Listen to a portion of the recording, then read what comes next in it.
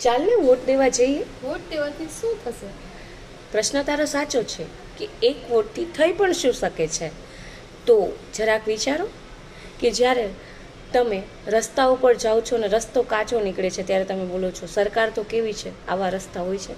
જ્યારે પાણીની લાઈનમાં પાણી નથી હોતું ત્યારે તમે બોલો છો સરકાર તો કેવી છે, પાણી નથી આપતું. જ્યારે તમે જોબ માટે જાઓ છો, જોબ નથી મળતી ત્યારે કહો છો સરકાર શું કરે છે, જોબ નથી મળતી. જ્યારે તમે ભણવા માટે જાઓ છો, સ્કોલરશિપ નથી મળતી ત્યારે તમે બોલો છો કે સરકાર કરે છે શું, અમને પૈસા નથી મળતા, સ્કોલરશિપ નથી મળતી. મારો આ એક મત મારી એ ગમતી સરકાર બનાવવા માટે નિર્ભર છે.